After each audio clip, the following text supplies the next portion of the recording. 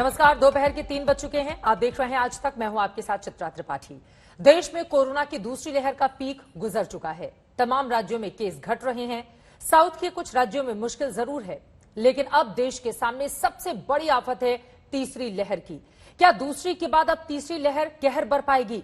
हम कितने हैं तैयार? इस तीसरी लहर के लिए किस तरह की हमारी तैयारी, इस पर देश के जाने माने डॉक्टर्स हमारे साथ जुड़ेंगे, जिनके साथ हम चर्चा करेंगे। लेकिन उसके पहले ये रिपोर्ट देखिए।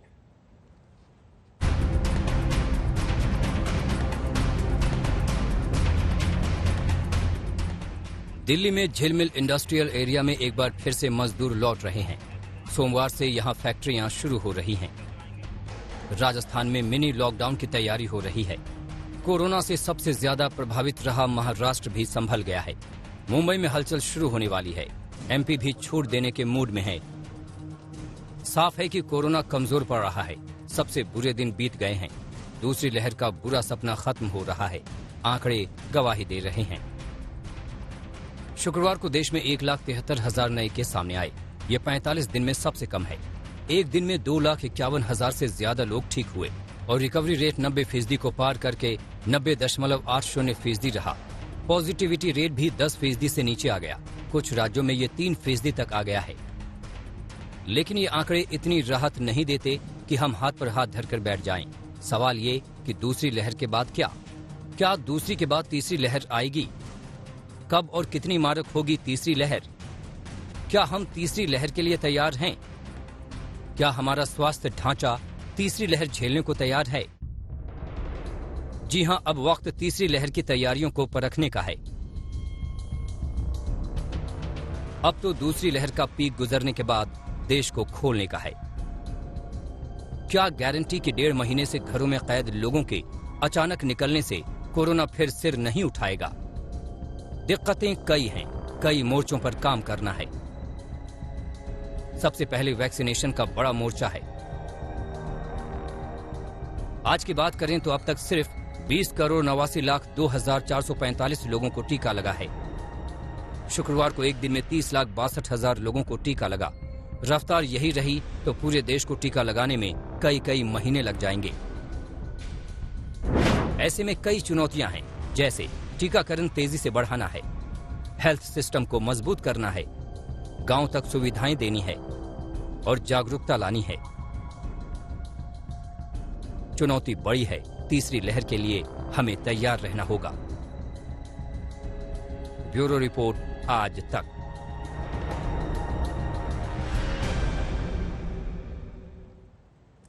आपदा अपने साथ सिर्फ एक अवसर लेकर आती है कि सुधार की प्रक्रिया को कई गुना तेजी से आगे बढ़ाया जा सकता है। कैसे वक्त में, ऐसे में तीसरी लहर के लिए हिंदुस्तान की कैसी है तैयारी, इस पर हम चर्चा करें। उसके पहले जल्दी कुछ आंकड़े आपके सामने रखते हैं। अच्छी खबर यह है कि दूसरी लहर का पीक गुजर चुका है। आंकड़े धीरे धीरे ही सही, लेकिन अब घटने लगे हैं और यकीनन ये घटते हुए आंकड़े हिंदुस्तान को सुकून देने वाले हैं। यहां पर हम आपको दिखा रहे हैं किन मोर्चों पर काम करना होगा। अब हिंदुस्तान को अस्पतालों में ऑक्सीजन का इंतजाम करना होगा। बीते दिनों हम सब ने देखा ऑक्सीजन की किल्लत के कारण कैसे लोगों की जान गई।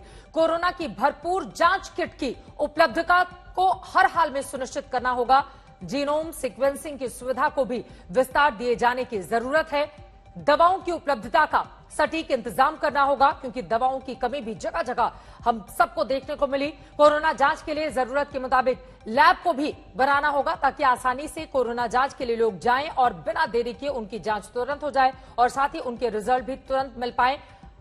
हम सब ने दूसरी लहर में यह भी देखा कि कैसे 2-2, 3-3 दिन, 5-5 दिनों तक कई लोगों ने इंतजार किया अपनी जांच रिपोर्ट का, और यकीनन उन लोगों के कारण कोरोना और ज्यादा बढ़ता हुआ चला गया। तो हिंदुस्तान को किन मोर्चों पर काम करना होगा वो हम आपको टीवी स्क्रीन पर दिखा रहे हैं, और यकीनन वक्त की जरूरत भी यही है। दूसरी लहर ने जिस तरह की चुनौतियां हमारे सामने पैदा की, जो स्थिति हिंदुस्तान के भीतर बनी, तीसरी लहर में वैसी परिस्थिति का सामना हमें नहीं करना पड़े। इसके लिए युद्ध स्तर पर प्रयास किए जाने की जरूरत है, ताकि तीसरी लहर जिस भी तरह की चुनौतियां लेकर आए, लेकिन हमारी तैयारियों के आगे वो घुटने टेक दे।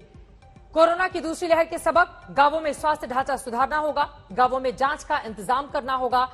गांवों में जांच की स्थिति अभी भी पूरी तरह से सुरक्षित नहीं है। दूर दराज इलाकों में इलाज की सुविधा देनी होगी, क्योंकि लोगों को एक से दूसरी जगह अपने इलाज के लिए भटकना पड़ता है। दूर शहर की ओर रुख करना पड़ता है, वहीं बंद स्वास्थ्य केंद्रों को चालू करवाना होगा। खासतौर से हमने बिहार की तस्वीरें देखी, किस तरह से वहां पर अस्पतालों के बुरे हाल, डॉक्टर्स नर्सों के खाली पद तत्काल भरे जाने की भी जरूरत है।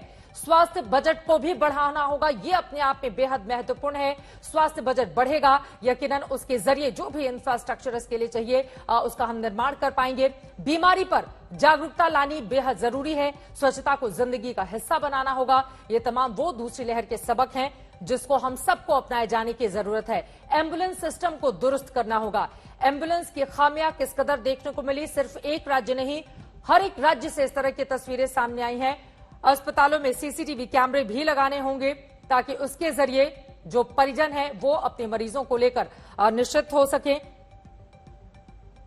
और इसी पर बातचीत करने के लिए देश के जाने माने डॉक्टर्स हमारे साथ जुड़ेंगे। इस वक्त हमारे साथ डॉक्टर मनोज कुमार जुड़ चुके हैं, जो कि कार्डियोलॉजिस्ट हैं, सीनियर डायरेक्टर हैं और हेड कार्डियोलॉजी मैक्स हॉस्पिटल राजधानी दिल्ली से। डॉक्टर मनोज, सीधे मैं आपका रुख करते हुए, और पहला सवाल मेरा यही है, दूसरी लहर का पीक गुजर चुका है, धीरे धीरे ही सही आंकड़े अब कम हो रहे हैं, लेकिन इन सब के बीच हिंदुस्तान की किस तरह की तैयारियां आप देख रहे हैं ताकि तीसरी लहर अपने सामने जिस भी तरह की चुनौतियां लेकर आए, हमारी तैयारियां इतना पुख्ता और मजबूत हों ताकि वो घुटने टेक कर चला जाए। किस तरह की स्थिति, किस तरह के इंतजामात, और अभी हिंदुस्तान कहां पर खड़ा है, क्या जानकारी देंगे साहब? देखिए, जिस दिन ये बात कही गई थी कि तीसरी वेव जो है, थर्ड वेव जो है कोरोना की, वो इनएविटेबल है और आएगी ही, तो हमें भी लगा कि ये आएगी, क्योंकि आप अगर विदेशों का भी अगर आप देखें, हिस्टोरिकली आप देखें, फॉरेन कंट्रीज में भी थर्ड वेव फोर्थ वेव आया, तो आएगी। इसका क्या मैग्नीट्यूड होगा और ये किस तरह के पॉपुलेशन को इफेक्ट करेगी, जैसा तो मुझे लगता है कि ऐसा मान रहे हैं कि जो बच्चे हैं इस बार ज्यादा संक्रमित होंगे, क्योंकि एडल्ट्स का जो बहुत बड़ा हिस्सा है वो संक्रमित हो चुका है या उसको कहीं एंटीबॉडी डेवलप हो चुकी है। तो इस बार निश्चित तौर पे पीडियाट्रिक पॉपुलेशन ज्यादा अफेक्टेड होगा, बट मुझे लगता है सीवियरिटी ऑफ इलनेस उतनी नहीं होगी। और ये बार बार लोग कह रहे हैं कि पेरेंट्स को घबराने की बिल्कुल जरूरत नहीं है, क्योंकि बच्चे जो होंगे माइल्डली सिम्टोमेटिक होंगे या एसिम्टोमेटिक होंगे, बट कुछ परसेंटेज 2 से 3% बच्चे जो हैं उनको हॉस्पिटलाइजेशन की जरूरत पड़ेगी। यहाँ पे हमें लग रहा है कि बहुत सारे स्टेट्स में, जैसे मैं महाराष्ट्र का जिक्र करूं तो महाराष्ट्र में उन्होंने पीडियाट्रिशियंस का एक task force, Covid task force बना दिया है। और आपको ये भी देखना होगा कि पीडियाट्रिक्स पूरा सेटअप तैयार करने की जरूरत पड़ेगी, जिसकी तैयारी चल रही है, क्योंकि आप निश्चित तौर पे कह सकते हैं कि सेकंड वेव में थोड़ी हमारे तरफ से, हम लोगों की तरफ से एंटीसिपेशन फेलियर रही थी। और आपने देखा होगा कि किस तरह से ऑक्सीजन की किल्लत और बेड्स वगैरह की, आईसीयू बेड्स की दिक्कतें आई थी। तो इस बार ये चीज मान के चलना चाहिए कि पीडियाट्रिक ग्रुप्स अफेक्टेड होंगे, क्योंकि उनको अभी वैक्सीनेटेड भी नहीं है। और ये जो मैग्नीट्यूड है बहुत सारी चीजों पे डिपेंड करेगी। एक तो इस पे भी डिपेंड करेगी कि आप कितना % वैक्सीनेशन आप कर लेते हैं नवंबर दिसंबर तक, कितना पॉपुलेशन इम्यून हो जाता है। दूसरी चीज आपकी तैयारी जो है आपको दोनों करना होगा। Health care workers, paediatrician and staff nurses जो पीडियाट्रिक वार्ड में काम करती हैं, उनका एक नंबर आपको एकत्र करना होगा, और पीडियाट्रिक आईसीयू के बेड्स आपको बढ़ाने होंगे। मुझे लगता है कि इस बार सरकार थोड़ी सी ज्यादा जागरूक है और ये मैनेज हो जाएगा। ये महत्वपूर्ण बात आपकी ओर से कही गई है कि पिछले दूसरी कोरोना की लहर से सबक लेते हुए कम से कम इस बार सरकार थोड़ी ज्यादा जागरूक लग रही है, और उम्मीद यही कि कम से कम जहां भी कमियां रह गई थी उसको सरकारों की ओर से दूर किया जाएगा। इस बीच हमारे साथ आप देख पा रहे हैं टीवी स्क्रीन पर कई और खास मेहमान जुड़ चुके हैं। डॉक्टर अरविंद कुमार, जो कि चेयरमैन है centre for chest surgery Medanta से, इस वक्त हमारे साथ जुड़े हुए हैं। डॉक्टर शरद चंद्रा, प्रोफेसर हैं न्यूरो सर्जरी एम्स राजधानी दिल्ली से, हमारे साथ हैं। डॉक्टर चारुदत्त अरोड़ा हमारे साथ जुड़ चुके हैं, जो कि इन्फेक्शियस डिजीज स्पेशलिस्ट हैं और कोविड केयर एक्सपर्ट हैं सर्वोदय हेल्थ केयर से। डॉक्टर चारुदत्त अरोड़ा, सीधे आपका ही रुख करते हुए, यहां पर डॉक्टर मनोज कुमार ने एक महत्वपूर्ण बात कही, खासतौर से बच्चों के लिए। अभी तो 18 साल से ज्यादा उम्र के लोगों का ही वैक्सीनेशन बाकी है, और दिसंबर तक की तैयारी सरकार की ओर से कही जा रही है कि दिसंबर तक देश की इस बड़ी आबादी को हम वैक्सीन लगा देंगे। उससे कम की आबादी की बात करें, खासतौर से अगर जिक्र करें, 12 साल से कम उम्र के बच्चों की तादाद तकरीबन 16 करोड़ है, और 18 साल से नीचे की बात करें तो एक बड़ी आबादी उनकी है। पेरेंट्स बहुत ज्यादा परेशान है, क्योंकि इनको वैक्सीन भी नहीं लगना है, इनकी हिफाजत कैसे करें, इनको महफूज कैसे करें, क्योंकि कोरोना की तीसरी लहर में अगर सबसे ज्यादा कोई प्रभावित होगा तो ये बच्चे होंगे। उनके लिए, उनके पेरेंट्स के लिए आप क्या सलाह देंगे, और साथ ही हिंदुस्तान आज की तारीख में अपनी तैयारियों के साथ कहां खड़ा है? आई थिंक ये बहुत अच्छा सवाल है आपका, क्योंकि जैसा कि आपने कहा, अभी हमारा जो पूरा एम चल रहा था वो अडल्ट्स को वैक्सीनेशन करना था। 18 साल से ऊपर के जितने भी लोग हैं उनका हमारा एम चल रहा है कि हम 2021 के एंड तक उन सबको वैक्सीनेट कर लें। लेकिन एट द सेम टाइम जो हमारी कोवैक्सिन है, कोविशील्ड है, बाकी की जो वैक्सीन हैं कोविड वायरस की, उसकी सारी 12 साल से कम वाले बच्चों के लिए रिसर्च स्टडीज शुरू होने वाली हैं। जुलाई अगस्त, मैं हमेशा कहता हूं जुलाई अगस्त बहुत ज्यादा क्रिटिकल महीने होंगे, क्योंकि हमारे पास इनकी सेफ्टी, ये कितनी फायदेमंद है, इनके रिस्क फैक्टर्स क्या हैं, एफिकेसी कितनी है, इन वैक्सीन का बहुत ही क्लियर आउटपुट हमारे सामने आएगा। इसी के साथ साथ जो इस बारी की, जैसा कि डॉक्टर मनोज ने भी कहा कि हमारे गवर्नमेंट बहुत ज्यादा सतर्क है, डॉक्टर्स काफी ज्यादा अवेयर हैं, हम प्रॉब्लम्स को नहीं आने देना चाहते। इसी वजह से गवर्नमेंट का मेजर एम होना चाहिए कि जो पेरेंट्स जिनके बच्चे 12 साल से कम के हैं उनको प्रायोरिटाइज करना चाहिए वैक्सीनेशन के लिए। ड्राइव थ्रू वैक्सीनेशन होनी चाहिए, लार्ज स्केल वैक्सीनेशन कैंप्स लगने चाहिए, because that is the only way जिससे हम लोग बच सकते हैं और अपनी यंग जनरेशन को बचा सकते हैं। इसी के साथ साथ हमें ये कभी नहीं भूलना चाहिए कि कोविड अप्रोप्रिएट बिहेवियर, जिसमें मास्क लगाना, स्पेशली डबल मास्क लगाना, हाथ की हाइजीन रखना और साथ साथ भीड़ वाली जगहों पे ना जाना, जब तक आप इन 3 चीजों के, जिसको हम कोविड अप्रोप्रिएट बिहेवियर बोलते हैं या एटिकेट्स बोलते हैं, अगर हम ये 3 चीजों को पूरी तरह इनका रिलीजियसली पालन करेंगे, हमारे पूरी जनरेशन, चाहे यंग हो चाहे अडल्ट हो, सब सेफ रहेंगे। एंड इसमें बच्चों का बहुत मेजर रोल रहेगा और पेरेंट्स का बहुत मेजर रोल रहेगा इस चीज को इनकलकेट कराने में, समझाने में। सो आई थिंक जब तक हमारा वैक्सीनेशन बच्चों के लिए अप्रूव नहीं होता है, तब तक केवल कोविड अप्रोप्रिएट बिहेवियर को ही अपना मेजर डिफेंस मैकेनिज्म बना के रखें। बिल्कुल। डॉक्टर शरद चंद्र, सीधे आपका रुख करते हुए, चूंकि बच्चों के अलावा सबसे ज्यादा अगर चुनौती बड़ी बनकर सामने आई है वो तो हमने देखा गांवों में, एक तो स्वास्थ्य सुविधाओं की उस तरह की उपलब्धता वहां पर देखी नहीं जा रही है। कई ऐसे स्वास्थ्य केंद्र हैं जहां का बुरा हाल है, लोगों को शहरों तक जाना पड़ता है ताकि वो वहां पर अपना सही तरीके से इलाज कर पाए। गांवों की स्थिति सबसे ज्यादा खराब रही। ऐसे में तीसरी लहर की चुनौतियों के मद्देनजर आप सरकार को क्या सलाह देंगे और मौजूदा वक्त में तीसरी लहर से निपटने के लिए हमारी क्या तैयारी अभी की है, आप क्या बताएंगे? जी, आपने ये बहुत अच्छा क्वेश्चन पूछा और मैं 1-2 मिनट लूंगा इसमें। जी, देखिए, गांवों का सिचुएशन बिल्कुल अलग है। गांव में हमें सबसे पहले फियर को कम करना चाहिए, क्योंकि लोग बहुत डरे हुए हैं। एक तो लोग सोचते हैं, इसमें डुअल मोडालिटी है कि कुछ लोग सोचते हैं कि कोरोना कुछ नहीं है, हम तो इसके ऊपर विश्वास नहीं करते हैं। कुछ लोगों को बहुत ही ज्यादा डर है। तो सबसे पहले उनको समझना चाहिए कि कोरोना 90-95% में अपने आप ही ठीक हो जाती है और इसका सबसे इंपॉर्टेंट दवाई होती है पैरासिटामोल या क्रोसिन। इसकी कमी गांव में नहीं होना चाहिए। बाकी आया आइसोलेशन। आइसोलेशन गांव में एक प्रॉब्लम आ सकती है, लेकिन उसमें एडवांटेज है कि गांव, बहुत सारे गांव खुला खुला है। तो अगर किसी को बुखार होता है तो उनको आप अपने कमरे में मत रखिए या एक ही झोपड़ी में मत रखिए। आप उनको बाहर चारपाई में लेटा सकते हैं, पेड़ के नीचे लेटा सकते हैं, क्योंकि आजकल मौसम भी ज्यादा खराब नहीं है, काफी ठीक है। तो इससे एक अच्छी आइसोलेशन भी हो सकती है। तीसरी चीज है कि हमारा जो भी हमारे जैसे गांव में वैक्सीनेशन जो प्रोटोकॉल्स हैं, वैक्सीनेशन इंफ्रास्ट्रक्चर है, वो बहुत स्ट्रांग है, क्योंकि सदियों से वैक्सीनेशन हम गांव में बहुत सारी बीमारियों के करते आ रहे हैं। तो इसमें जितने भी वैक्सीनेशन के लिए जो भी इंफ्रास्ट्रक्चर है, इसको हमें 100% एक्टिवेट करना चाहिए। तो इसमें बहुत इंपॉर्टेंट होंगे आशा वर्कर्स। तो आशा वर्कर्स डोर टू डोर जाके ये पूछ सकते हैं, जैसे किसी को अगर बीमारी है, किसी को बुखार है, तो वो पल्स ऑक्सीमीटर से उनका सैचुरेशन चेक कर सकते हैं, उनको एजुकेशन दे सकते हैं, उनको बता सकते हैं कि आप अपने आप को दूर कैसे रख सकते हैं, कैसे कोविड अप्रोप्रिएट बिहेवियर गांव में अपने आप करा सकते हैं। और उसी टाइम ही अगर सब लोगों का वैक्सीनेशन डोर टू डोर हो जाएगा तो वो बहुत ही अहम चीज हो सकती है, क्योंकि हमारे बहुत सारे गांव हैं जहाँ पे 100 लोग या 125 लोग या 150 लोग से ज्यादा लोग नहीं रहते हैं रिमोट एरियाज में। इसलिए इनको डोर टू डोर कवर करने में ज्यादा मुश्किल नहीं आएगी।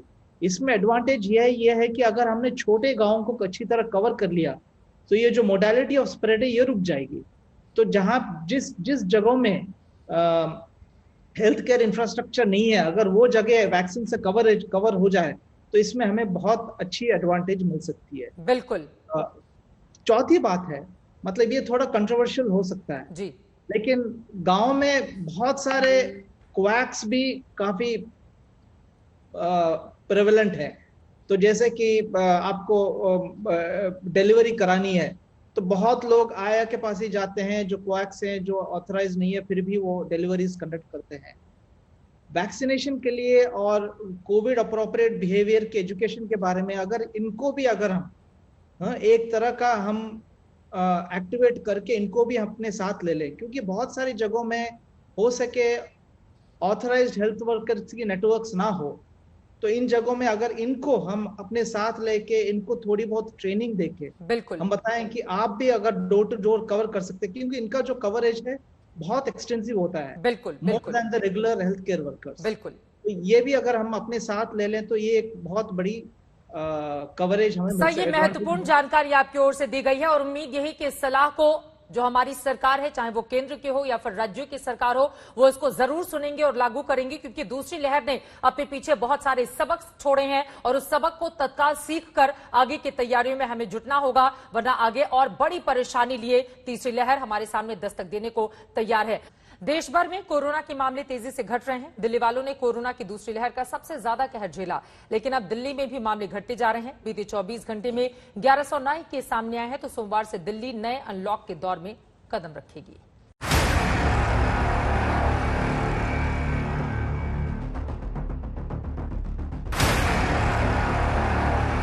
अब धीरे धीरे लॉकडाउन खोलने की प्रक्रिया चालू कर रहे हैं। ये सन्नाटा अब खत्म हो जाएगा। सड़कों पर फिर से चहल पहल होगी, गाड़ियां भागेंगी, फैक्ट्रियों में शोर होगा, कंस्ट्रक्शन साइट फिर गुलजार होगी। जी हाँ, दिल्ली में कोरोना के मामले कम होते ही जिंदगी को रफ्तार देने की कोशिशें शुरू हो गई हैं। 1 जून से दिल्ली अनलॉक की ओर बढ़ने जा रही है। पहले चरण में मजदूरों की रोजी रोटी का ख्याल रखा जा रहा है। इस चरण में फैक्ट्रियां खुलेंगी, कंस्ट्रक्शन को हरी झंडी मिलेगी। बड़ी मेहनत से, बड़ी मुश्किल से कोरोना काबू में आया है अभी, लेकिन पूरी लड़ाई जीती नहीं है। खोलने में सबसे पहले अपने को उन लोगों का ख्याल रखना है जो समाज का सबसे गरीब तबका है। मजदूर हैं, दिहाड़ी मजदूर हैं, प्रवासी मजदूर हैं। ऐसे मजदूर सबसे ज्यादा अपने को कंस्ट्रक्शन एक्टिविटीज में और फैक्ट्रियों में काम करने वाले मिलते हैं। मीटिंग में यह तय किया गया कि इन 2 गतिविधियों को सोमवार को सुबह से खोला जाएगा। दिल्ली में 20 अप्रैल से ही लॉकडाउन है, सब कुछ बंद है। माना जा रहा है कि इस लॉकडाउन में राजधानी को रोज 600 करोड़ की चपत लग रही है।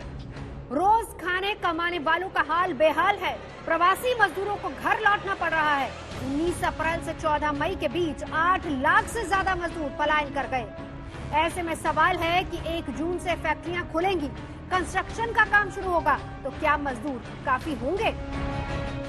1.5 महीने के लॉकडाउन के बाद दिल्ली में अनलॉक की प्रक्रिया शुरू होने जा रही है। सोमवार से तमाम इंडस्ट्रीज और कंस्ट्रक्शन वर्क की इजाजत जो है वो दिल्ली में दी गई है ताकि मजदूर काम पर लौट सके। ऐसे में तमाम इंडस्ट्रियल एरिया के अंदर तैयारियां जो है वो शुरू हो चुकी हैं। साफ सफाई और सैनिटाइजेशन वर्क जो है वो यहाँ पर चल रहा है और धीरे धीरे मजदूरों का आने का सिलसिला भी जो है वो शुरू होता हुआ नजर आ रहा है। आप देख सकते हैं कि ये फैक्ट्री है जहाँ पर तमाम जो मजदूर हैं एक एक करके उनके हाथ को सैनिटाइज किया जा रहा है, साफ सफाई की जा रही है ताकि सोमवार से जब इंडस्ट्रीज खुले तो लोगों को परेशानी का सामना ना करना पड़े। दिल्ली में 20 अप्रैल से लॉकडाउन शुरू हुआ, तब राजधानी में 24 घंटे में 28,395 मामले आए थे और अब जब अनलॉक का फैसला लिया जा रहा है तो रोज मामले घटकर 1141 रह गए हैं। केजरीवाल सरकार की इस अनलॉक प्रक्रिया से कारोबारी नाखुश हैं। उन्हें उम्मीद थी कि पहले चरण में बाजार खुल जाएंगे, मॉल में चकाचौंध लौटेगी। Federation of all India traders का दिल्ली के विभिन्न व्यापारिक संगठनों से बातचीत करने के बाद ये मानना है कि इस अनलॉक प्रक्रिया में दिल्ली के बाजारों को भी खोला जाना चाहिए था, क्योंकि जिन प्रवासी मजदूरों की बात श्री केजरीवाल कर रहे हैं तो यहां पर यह बताना भी जरूरी होगा कि दिल्ली में लगभग 15 लाख व्यापारी 35 लाख से अधिक लोगों को रोजगार देते हैं जो मूल रूप से प्रवासी लोग हैं। लेकिन दूसरी लहर में कोरोना से तबाही के बाद दिल्ली सरकार अलर्ट है। अनलॉक धीरे धीरे ही होगा, पाबंदी सोच समझकर हटाई जाएगी। फैक्ट्रियों और कंस्ट्रक्शन का काम सिर्फ हफ्ते भर के लिए खोला जा रहा है। अगर इस दौरान मामले काबू में रहे तभी आगे कोई फैसला लिया जाएगा। दिल्ली से सुशांत मेहरा के साथ आज तक ब्यूरो। यूपी में कोरोना ने पूरी ताकत दिखा दी है। सूबा रोता रह गया, लेकिन अब वायरस खामोश पड़ रहा है। तो उम्मीद जताई जा रही है कि 31 मई से यूपी में भी अनलॉक की प्रक्रिया शुरू हो सकती है।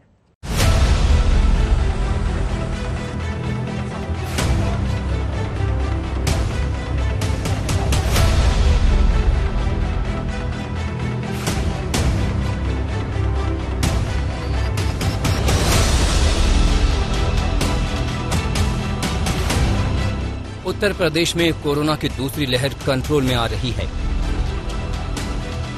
मुख्यमंत्री योगी की सख्त मॉनिटरिंग, जमीनी दौरे और 3T फॉर्मूले के कारण नए केस की संख्या में काफी कमी आई है। यूपी में कोरोना के लगातार टेस्ट बढ़ाए जा रहे हैं। बीते 8 अप्रैल से नाइट कर्फ्यू और उसके बाद 7 बार बढ़ाए गए लॉकडाउन का असर अब दिखने लगा है। अगले साल की शुरुआत में यूपी में चुनाव हैं।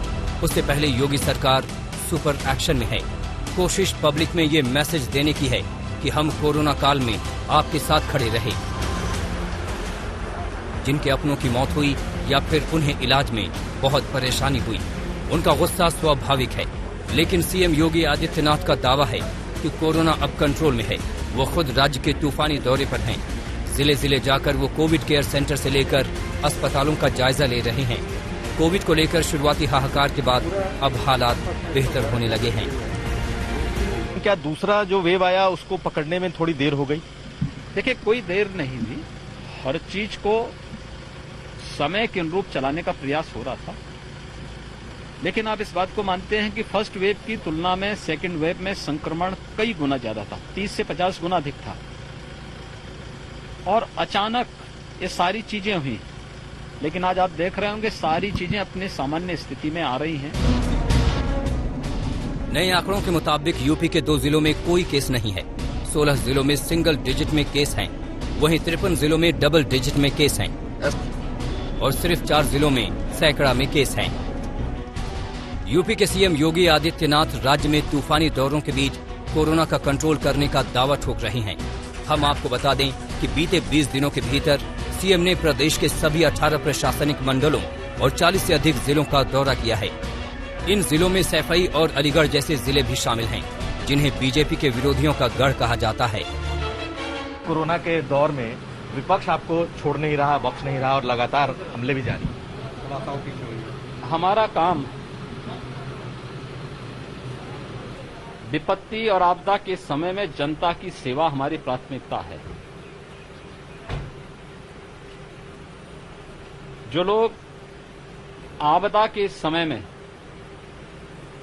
राजनीति करके देश की लड़ाई को कमजोर कर रहे हैं, ये वास्तव में मानवता के खिलाफ अपराध कर रहे हैं। सीएम योगी अलग अलग जिलों में ग्रामीण सामुदायिक स्वास्थ्य केंद्रों, सुपर स्पेशलिटी अस्पतालों, कोविड फैसिलिटी और कमांड सेंटर का औचक निरीक्षण कर चुके हैं। साथ ही वो ग्रामीण इलाकों में जाकर खुद कोरोना मरीजों से मुलाकात कर चुके हैं। और अब सूत्रों के हवाले से खबर ये है कि यूपी में जल्द ही अनलॉक की प्रक्रिया शुरू हो सकती है। गुरुवार यानी 27 मई को 24 घंटे में 3,278 नए संक्रमित मिले। 31 दिनों बाद संक्रमितों की संख्या 3500 के नीचे आई है। बीते 3 अप्रैल को 3,187 केस मिले थे। 27 मई को 188 लोगों की मौत हुई है, जबकि 6,995 लोग ठीक हुए हैं।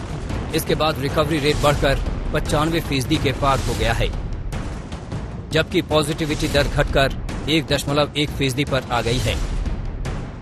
सूत्रों की माने तो यूपी में 31 मई तक लॉकडाउन है और 1 जून से ग्रोसरी स्टोर्स, सब्जी दुकानें, कंस्ट्रक्शन और रेस्टोरेंट को 50% लोगों की क्षमता के साथ खोलने की इजाजत मिल सकती है।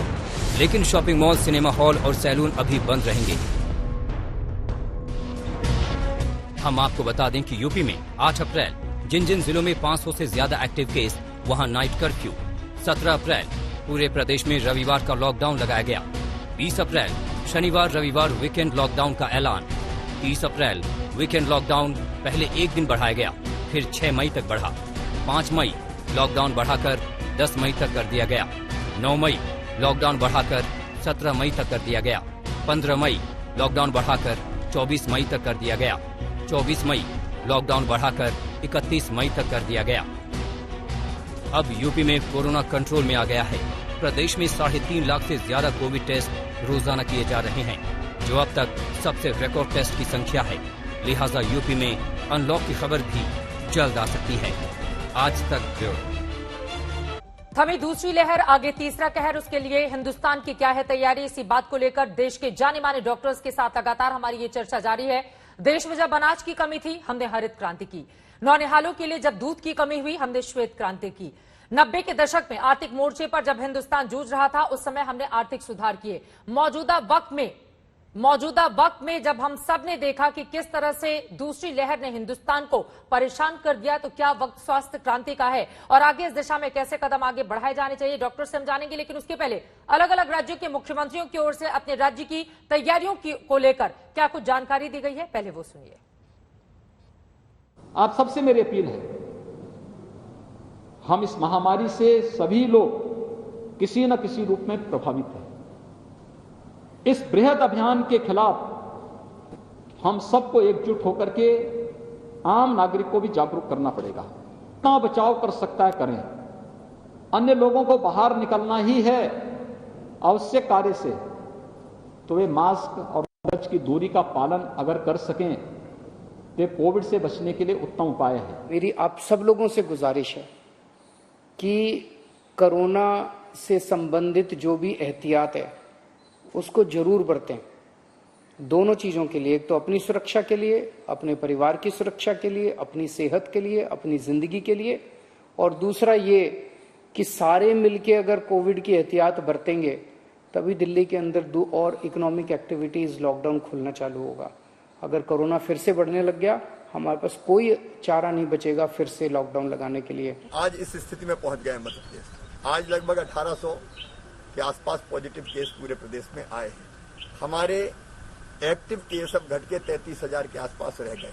अब पॉजिटिव केस की जो संख्या आ रही है उसकी कॉन्ट्रैक्ट ट्रेसिंग की जा सकती है। एक पॉजिटिव आया, हम पूरे कॉन्ट्रैक्ट ट्रेसिंग करते हैं, किससे मिला, परिवार के सदस्य, बाकी लोग, और जो पॉजिटिव आया उसको तत्काल हम कोविड केयर सेंटर में भेजेंगे ताकि ढंग से दवाइयां, उपचार मिल जाए, स्प्रेडर के रूप में वो ना घूमे, और उससे संपर्कित लोगों में अगर संक्रमण है तो तुरंत पकड़ेंगे ताकि संक्रमण को हम बढ़ने से रोक सकें।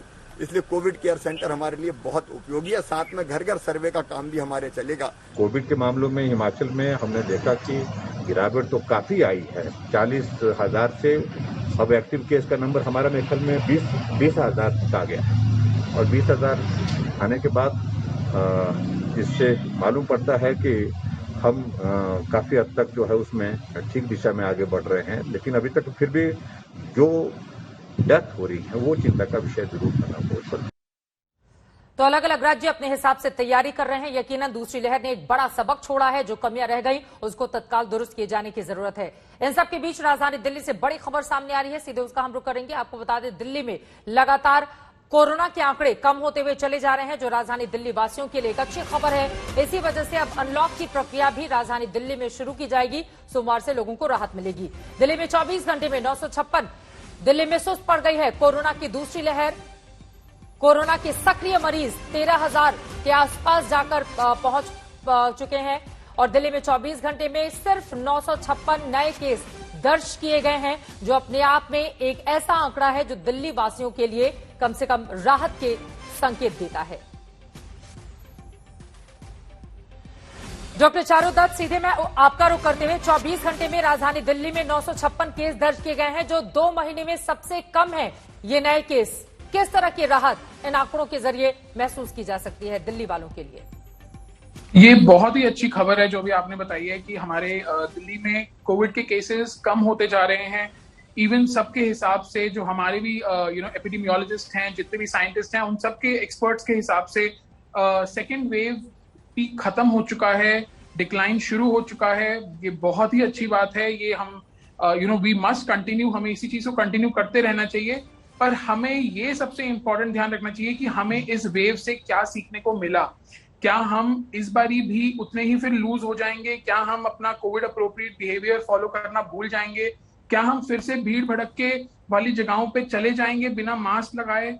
हाथ का हाइजीन करना भूल जाएंगे, अगर हम इस वेव से भी इतना ज्यादा डिफिकल्ट टाइम होने के बावजूद भी अगर हम नहीं सीखे तो थर्ड वेव में हमें सेम प्रॉब्लम्स आएंगी। तो इसीलिए मेरा कहना यही है कि प्लीज इस वाली वेव से जो हम लोग इसके थ्रू अभी चल रहे हैं, बहुत डिफिकल्ट टाइम था, हेल्थ केयर सिस्टम पूरा कोलैप्स हो गया था, जैसा कि बाकी ने भी बताया कि फायर फाइटिंग एटीट्यूड में हम लोगों ने काम किया है, वो हम थर्ड वेव में ना देखें। हम ट्राई करें कि इसको पहले ही रोक लें, चाहे कोई भी टाइमिंग हो, कितनी भी सिविरिटी हो, हम इसको पहले ही रोक लें। जितना हम अपने में कर सकते हैं उतना ही अपने को डिसिप्लिन करें, जिससे थर्ड वेव की सिविरिटी कम से कम रहे।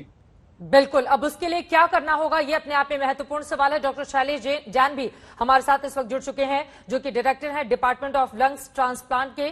डॉक्टर शैलेश जैन, आपसे मेरा सवाल है, अभी भी डॉक्टर की ओर से इस बात को एडमिट किया गया है कि अगर तीसरी लहर को रोकना है तो पहले ही अपनी तैयारियों को पूरी तरह से सुनिश्चित करना होगा। ऑक्सीजन की किल्लत हमने दूसरी लहर में देखी, दवाइयों की कमी का सामना हिंदुस्तान को करना पड़ा, लोग इधर उधर भटकते हुए नजर आए, अस्पताल के बाहर लंबी लंबी कतारों में हम सब ने देखा, एम्बुलेंस के भीतर किस तरह से मरीजों का इलाज हो रहा था, और अब डॉक्टर्स भी लगातार 24 घंटे रातों दिन अपना एक करके लोगों की सेवा में जुटे रहे। ऐसे में तीसरी लहर से निपटने के लिए पहले ही वो कौन से इंतजाम किए जाएं ताकि किसी भी तरह की चुनौती या फिर परिस्थिति हो, हिंदुस्तान उसका डट कर मुकाबला कर पाए? देखिए चित्रा जी, इसमें दो चीजें हैं। पहला, जो वायरस ने सेकंड वेव हमारे हिंदुस्तान के अंदर किया 1.167, अगर उसका म्यूटेशन होता है, म्यूटेशन होके डिपेंड्स कि कौन सी कैटेगरी का वायरस बनता है। अगर ज्यादा विरुलेंट कैटेगरी का बनता है तो ये हमारे लिए बहुत बड़ा डिजास्टर होगा, अगर वो कम विरुलेंट कैटेगरी का बनता है तो हमारे लिए बेहतर रहेगा। पहली चीज, वो चीज हमारे हाथ में नहीं है। अब बात आती है हमारे हाथ में क्या है। हमारे हाथ में दो चीजें हैं, पहला एक हमारा समाज, दूसरा हमारी सरकार। तो समाज के लेवल के ऊपर जो सरकार बार बार उनको बोल रही है कि आपको कोविड अप्रोप्रिएट बिहेवियर को फॉलो करना है, आपको सोशल डिस्टेंसिंग मेंटेन करनी है, आपको वैक्सीनेशन भी करवाना है, आपको सैनिटाइज भी करना और मास्क भी लगाना है। इन चार चीजों का जरूर ध्यान रखिएगा। जहां भी आपको अपॉर्चुनिटी मिलती है वैक्सीनेट करवाने की, जरूर वैक्सीनेट कराइए ऑल ओवर द वर्ल्ड। जिसका सबसे अच्छा उदाहरण है सेशल्स कंट्री, जहां की पॉपुलेशन सिर्फ मात्र 1 लाख है। 1 लाख में से 80% पॉपुलेशन वैक्सीनेट हो गई। 80% पॉपुलेशन में से 60% लोगों को दोबारा कोविड हुआ, बट जो कोविड उनको हुआ उसकी कैटेगरी सिर्फ माइल्ड कैटेगरी थी, जिनको हॉस्पिटलाइजेशन की भी जरूरत नहीं पड़ी। तो पहली चीज कोविड अप्रोप्रिएट बिहेवियर। दूसरा, हमें ये समझना पड़ेगा चित्रा, हमारे यहाँ पे दो सेक्टर है, एक ऑर्गेनाइज सेक्टर, एक अनऑर्गेनाइज सेक्टर। ऑर्गेनाइज सेक्टर का मतलब कोई भी ऑफिस है, कॉर्पोरेट है, जहां पे आप सोशल डिस्टेंसिंग भी मेंटेन कर सकते हैं, हैंड सैनिटाइजेशन भी कर सकते हैं और मास्क भी लगा सकते हैं। जो अनऑर्गेनाइज सेक्टर है, जो रेहड़ी वाला है, जो रोड साइड रिक्शे वाला है, जो सब्जी मंडी है, वहां पे आपने फर्स्ट वेव में भी देखा, सेकंड वेव में भी देखा, इवन लॉकडाउन के दौरान भी आप किसी भी सब्जी मंडी में जाए तो आप देखेंगे वहां पे कोई भी प्रोटोकॉल का फॉलो अप नहीं हो पाता। तो हमें उसमें बहुत स्ट्रिक्ट विजिलेंस की जरूरत है। ये तो हुआ समाज के लेवल के ऊपर, और सरकार के लेवल के ऊपर जो सबसे ज्यादा जरूरत है, अब ये हमारे लिए बहुत अच्छी बात है कि आज हमारा दिल्ली का आंकड़ा 1000 के नीचे रहा, बट हमें हर पेशेंट की कॉन्टैक्ट ट्रेसिंग बहुत जरूरी है। अगर पेशेंट माइल्ड सिम्टम का भी आता है तो आप ये मैंडेटरी कर दीजिए कि उसको स्ट्रिक्ट होम आइसोलेशन चाहिए, बिकॉज सेकंड वेव के दौरान काफी देखा गया कि पेशेंट कोविड पॉजिटिव है फिर भी पेशेंट आराम से घूम फिर रहा है। तो strict home isolation is very mandatory. Second, उसकी कॉन्टैक्ट ट्रेसिंग जरूर कीजिए।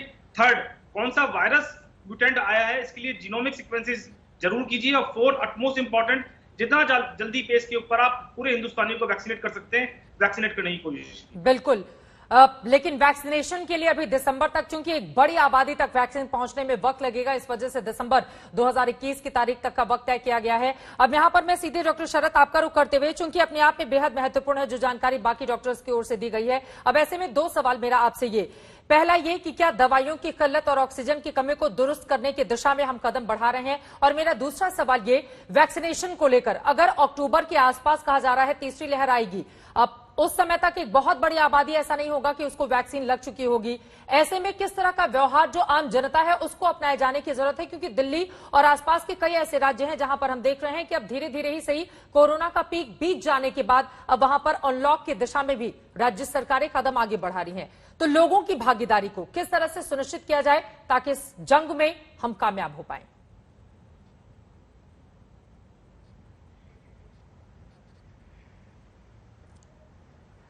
डॉक्टर शरद के पास मेरी आवाज नहीं पहुंच पा रही है। डॉक्टर शाहरुदत्त, अगर इसका जवाब आप दे पाए। मैम, मैं आपको ये बताना चाहूंगा कि जैसा कि हम लोग ये सोच रहे हैं कि हम थर्ड वेव की तरफ डिफरेंट स्टेट्स, हम ऑल्दो हमारे आंकड़े कम हो रहे हैं, पर हमें ये सोचना है कि अगर स्टेट्स अनलॉकिंग की प्रक्रिया शुरू कर रही है तो वो सिटीजन्स की रिस्पॉन्सिबिलिटी बनती है कि वो उतने ही डिसिप्लिन मेंटेन करके चलें और कोई भी अपना लेट लूज बिहेवियर ना ओपन में करें। अब जैसे कि बाकी डॉक्टर्स ने भी कहा कि अनऑर्गेनाइज सेक्टर में ये करना थोड़ा सा मुश्किल हो सकता है, अनलॉकिंग के टाइम इसके इश्यूज आ सकते हैं, तो हमारी गवर्नमेंट अथॉरिटीज को इसका बहुत ही ज्यादा ढंग से पालन करना पड़ेगा कि सब लोग इसको ऑर्गेनाइज तरीके से फॉलो करें। Apart from that, the only thing that we can do is having door-to-door vaccination. Vaccination की ड्राइव को हम जितना ज्यादा स्ट्रॉन्ग कर पाएंगे उतना ज्यादा हम इससे बच के रह पाएंगे। बिल्कुल, लेकिन वैक्सीनेशन की दिशा में क्या तेजी से कदम आगे बढ़ाया जाएगा, ये अपने आप में बड़ा सवाल है। डॉक्टर मनोज कुमार, क्योंकि हाल ही में कई सेंटर को हमने बंद होते हुए भी देखा है वैक्सीन की किल्लत की वजह से। हालांकि उन तमाम कमियों को दूर किए जाने की कोशिश सरकार की ओर से लगातार जारी है, लेकिन अभी उसी पर सिर्फ भरोसा करके नहीं रहा जा सकता। ऐसे में जो आम जनता आपको सुन रही है, उनके लिए आपकी क्या सलाह होगी? देखिए, शुरू हमने 16 जनवरी को जब आप वैक्सीनेशन प्रोग्राम स्टार्ट किया था, उसके बाद से करीब करीब 20 करोड़ वैक्सीनेशन हो गया, बट एग्जैक्टली डबल डोज तो बहुत कम परसेंटेज वाले को मिला है। बट शुरू में ये वैक्सीन हेसिटेंसी काफी रही और दुष्प्रचार भी रहा वैक्सीन के लिए। मैं ये कहूंगा कि कोविशील्ड और कोवैक्सीन जो वैक्सीन आई थी, कोविशील्ड की एफिकेसी शुरू में 70% बताई थी। अभी रिसेंटली एक डेटा आया पब्लिक हेल्थ इंग्लैंड में, उसमें जो रियल वर्ल्ड में 90% एफिकेसी है। तो लोगों को ये सबसे पहले समझना होगा कि वैक्सीन बहुत इंपॉर्टेंट है और वैक्सीन जब आपका समय आए तो आप जरूर लगवाएं। दूसरी चीज की वैक्सीन के साइड इफेक्ट, वैक्सीन के साइड इफेक्ट नेग्लिजिबल है। अगर आप कोविड के कॉम्प्लिकेशंस के सामने देखें तो उसमें कोई तुलना ही नहीं है। तो वैक्सीन लगवाना है, बट वैक्सीन की जो एक सप्लाई की जो है एक बॉटलनेक है, वो प्रोडक्शन की है, उसको एक्सेप्ट करना चाहिए। अब सरकार कोशिश कर रही है कि जितना वैक्सीन प्रोड्यूस कर सकें लोकली, कुछ इंपोर्ट भी किया जा रहा है। जैसे आपको फाइजर मॉडर्ना की जो वैक्सीन है वो भी आने वाली है, बायोलॉजिकल ई के साथ जॉनसन जॉनसन की वैक्सीन आने वाली है। तो वैक्सीन आएगी, आयात भी होगी और यहाँ जो प्रोडक्शन है उसको भी रैंप अप किया गया है। तो मुझे लगता है वैक्सीन मिलेगा। एग्जैक्टली ये 1 करोड़ पर डे वैक्सीनेशन का टारगेट जो है थोड़ा डिफिकल्ट है, कितना हद तक मिलेगा ये कहना मुश्किल है। बट जिनको भी मिलता है वो अब इस समय बिना वक्त गवाए हुए जाके वैक्सीन लगा दें। देखिए, दोनों डोज जरूरी होता है, first dose primary dose, then booster dose. Complete immunity booster dose के 2-3 वीक्स बाद आती है, बट डेफिनेटली फर्स्ट डोज से भी आपके एंटीबॉडीज बॉडी में बनती है और वो जब गिरती है उसके पहले बूस्टर डोज। ये वैक्सीनेशन का बेसिकली जो है पीछे साइंस है प्राइमरी डोज और सेकेंडरी डोज का।